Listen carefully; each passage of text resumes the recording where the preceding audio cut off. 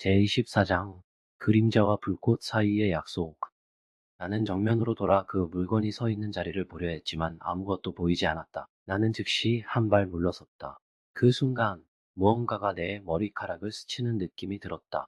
잔잔한 빛에 비친 그림자는 매우 흐릿했지만 나는 확신했다. 그 귀 옆에 지느러미 같은 것이 두 개 달려 있었다.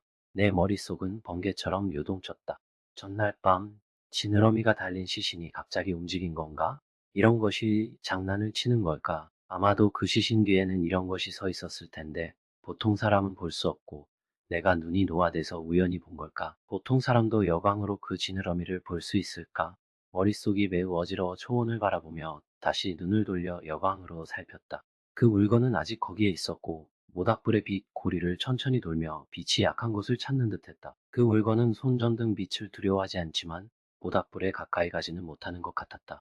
나는 천천히 뒤로 물러나 모닥불 옆에 섰고 장작과 풀물을 더 넣기 시작했다. 모닥불은 이미 그다지 활활 타오르지 않았고 바람이 불면 불꽃이 눌려 빛이 순식간에 어두워졌다. 그러나 내가 장작을 넣자 불꽃은 오히려 더 작아졌다. 나는 속으로 욕을 내뱉으며 바로 무릎을 꿇고 불꽃을 불어 더 크게 만들려 했다. 그때 갑자기 손가락이 내 머리카락 사이로 들어오는 느낌이 들었다. 나는 동작을 멈추고 여광을 한번 살폈다. 상황이 이상했다. 손전등 빛이 다른 방향을 비추고 있었고 나는 모닥불을 마주하고 있었으며 뒤쪽에 길게 늘어진 그림자가 있었다.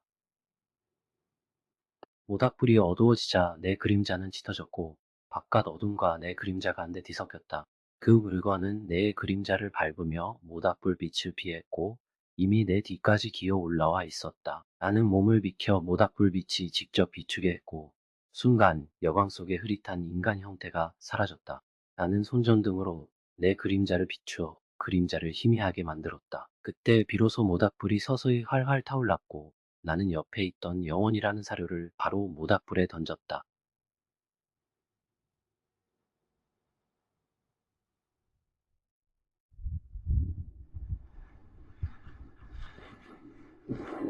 모닥불은 더욱 강렬해졌다.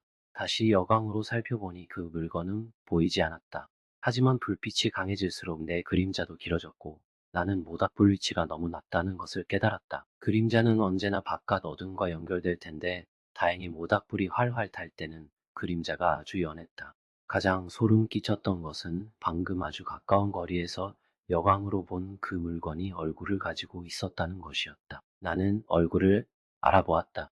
나는 손뼉을 치기 시작했다. 이것은 우리 셋이 약속한 암호였다. 가장 긴급하지 않은 상황이면 기존 계획을 포기하고 즉시 합류한다. 나는 두 사람에게 바로 돌아오라고 명령했다. 몇 번 손뼉을 치고 나는 손전등을 켜고 초원을 비추었지만 아무것도 보이지 않았다. 나는 점점 긴장했다. 절대 혼자 남지 말아야 했다. 내 감각이 이번 상황은 이전의 굴착과 다르다고 알려주었다. 이것은 우리 경험에 없는 경우였다. 어떤 경험도 이 상황에 맞추어 설명되지 않았다. 갑자기 풀 속에서 조명탄이 터져 하늘로 솟구쳤고 주변 초원을 모두 밝히었다. 그때 나는 앞쪽에 작은 숲이 나타나는 것을 보았다. 나는 하늘에 맹세했다. 우리는 하루 동안 길을 걸어왔지만 그동안 작은 숲을 한 번도 보지 못했다. 초원에서는 두 번째 숲을 본 적이 없었다. 설마 우리가 전에 진을 친 그 작은 숲인가? 나는 생각했다. 우리가 다시 돌아온 걸까? 너무 어두워서 구분이 안 되지만 만약 돌아온 것이라면 어떻게 돌아온 걸까? 나는 미칠 것만 같았다. 그때 나는 뚱이가 풀더미에서 일어나 머리를 잡고 있는 모습을 보았다. 믿을 수 없는 표정이었다. 뚱이를 보고 나는 한숨을 돌렸다. 최소한 나는 혼자 남지 않았다. 뚱이는 몸을 돌려 나에게 달려왔다. 그의 위치는 방금 전 내가 있던 곳에서 매우 멀리 떨어져 있었다. 우리는 어둠 속으로 들어가자마자 금방 헤어졌고 무슨 일인지 알 수 없었다. 뚱이는 나에게 직진으로 달려왔지만 몇 걸음도 걸어가지 못하고 멈췄다. 나는 손을 흔들어 그에게 주저하지 말라고 했고 그는 내 뒤를 가리켰다. 갑자기 휴대전화를 꺼내 나를 향해 촬영하기 시작했다. 나는 당황스러워 뒤를 돌아봤지만 뒤에는 아무것도 없었다. 그러나 뒤쪽 어둠 속에서 갑자기 귀청이 터질 듯한 소리가 울려 퍼졌다. 마치 지진 같은 소리였다. 무슨 일인지 알 수 없었지만 뚱이의 행동이 소름 끼쳤다. 나는 즉시 뚱이에게 달려가며 방금 그 물건이 아직 사라지지 않은 걸까? 지금 내 어깨 위에 있는 건가? 하고 생각했다. 나는 모닥불 밑을 벗어나자 란젠펑이 캠프 반대쪽 어두운 곳에서 돌진해 나왔다. 그는 그 자리에서 말을 타고 모닥불을 뛰어넘어 내 뒤로 달려와 한 손으로 나를 끌어올렸다. 두 사람은 한 말에 달려 뚱이에게 다가갔다. 뚱이는 우리가 말에 올라서는 것을 보고 즉시 몸을 돌려 작은 숲으로 달렸다. 나는 뒤를 돌아보니 수십 마리의 야생마가 어둠 속에서 튀어나와 우리 텐트를 들이받고 모닥불 텐트를 온통 부수고 있었다. 야생마가 겁에 질렸다고? 몽골 초원에는 야생마 무리가 있지만 이렇게 갑자기 나타나는 것은 다큐멘터리에서나 볼 법한 상황이다. 우리는 길을 걸어오면서 한 마리도 보지 못했는데 밤에 갑자기 이렇게 많아진 이유가 이해되지 않았다. 우리는 순간적으로 뚱이 옆으로 달려갔고 란젠펑이 외쳤다. 왼쪽으로 가. 뚱이는 즉시 방향을 틀었고 란젠펑이 나에게 말했다. 잡고 있어. 말들을 숲 가장자리로 끌어들여 나는 말의 곡비를 잡고 말무리를 뚱이의 방향 반대로 이끌어 숲 쪽으로 달렸다.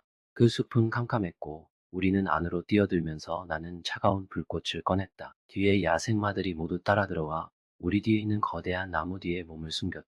야생마들은 우리 주변을 미친 듯이 달렸다. 그 순간 나는 그중 몇 마리의 야생마 몸에 많은 흉터가 새겨져 있는 것을 보았다.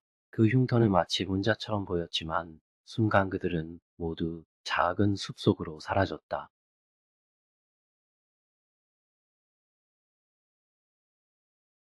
시청해주셔서 감사합니다.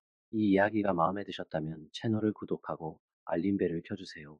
더 많은 아름다운 이야기가 곧 너와 이야기들 채널에 찾아옵니다.